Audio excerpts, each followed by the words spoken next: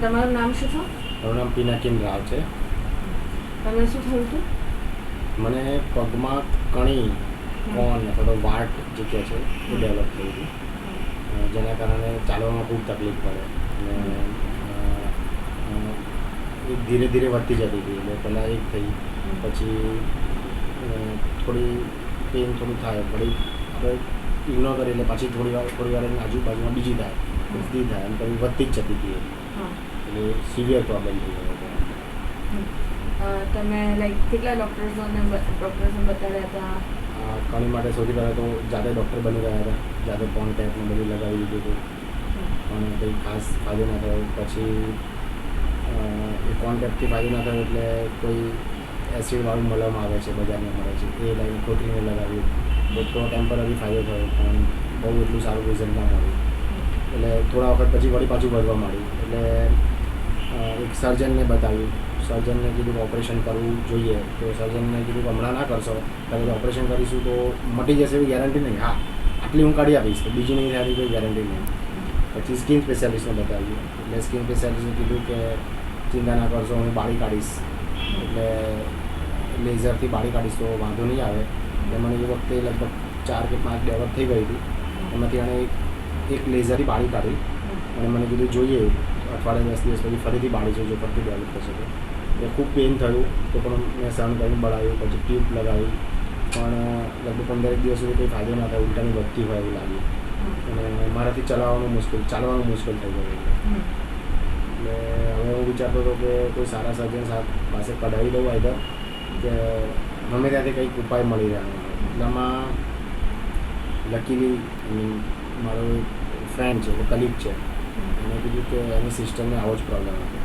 એને હાથે કણી થઈ ગઈ અને she was about to operated.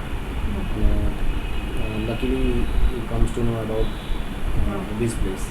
એટલે એ લોકો અહીંયા આવ્યા અને she got result in couple of days. એટલે even I was not interested to go for parallel medicines like other than allopathy. એટલે હોમિયોપેથીમાં કે એવામાં મને ઇન્ટરેસ્ટ નહોતો, પણ બિકોઝ ઓફ his force કે ના you go there you will find અક્ષીર મેડિસિન. એટલે હું આવ્યો અહીંયા અને પહેલા દિવસે સરે મને કીધું કે this is not a big deal, આ દવાઓ લગાવો તો ફાયદો થશે. તો મેં કીધું લેટ્સ ટ્રાય શું થાય છે. મેં લગભગ 1 કે 2 વીક પહેલાં લગાવ્યું તો મને ઇમ્પ્રુવમેન્ટ લાગ્યું, પણ even I was not so regular. એટલે વળી પાછું 2 વીકમાં થોડું સારું લાગ્યું એટલે મેં બંધ કરી દીધું. એન્ડ ધેન એકાદ નાની કડી ડેવલપ થઈ તો મેં વળી પાછું એસિડ એપ્લાય કર્યું, તો ઇટ બીકેમ વર્સ નાઉ. પછી અગેન આઈ કન્સલ્ટ ડૉક્ટર, તો એમણે પછી થોડી મેડિસિન વળી પાછી ઇમ્પ્રૂવ કરીને બીજી આપી. And then I religiously follow it and today I don't have any kind of problem. તમને કેટલા વખતમાં મટી ગયું? ફર્સ્ટ 2 વીકમાં ઇમ્પ્રુવમેન્ટ થયું હતું, પછી મેં ડ્રોપ કરી દીધી દવા. વળી પછી બીજા 3 વીક, એટલે ટોટલ 5 વીક ઓફ મેડિકેશન. એટલે 1 month જેવું? Yeah, around about 1 month. Yeah. And it was severe. And અત્યારે it is not there at all. I'm absolutely not. Number of con was around about 11 to 12. બહુ બધી વધી ગઈ હતી. And it was improving. It was increasing, keep on increasing. But now I'm relaxed. Yes, સૌથી પહેલાં કણી there are I have come across a people કે એ લોકોને આ પ્રોબ્લેમ છે અને they are going ahead with this problem.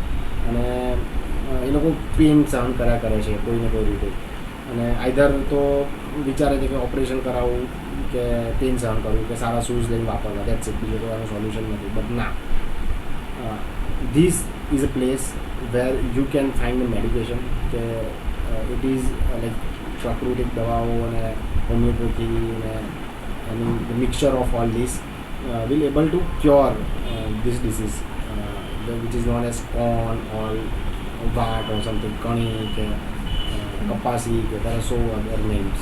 પણ એ મટી શકે છે, it is for sure. And I advise કે એકવાર અહીંયા આવીને એટલીસ્ટ 1 મહિના સુધી દવા લેવી, આઈ એમ શ્યોર 1 કે 2 વીકમાં જ ફાયદો થઈ જાય, પણ 1 મહિના સુધી લઈશું તો સારું. આ વસ્તુ C if people get relief for that problem, and if I could be the means for that, then I would be more than happy.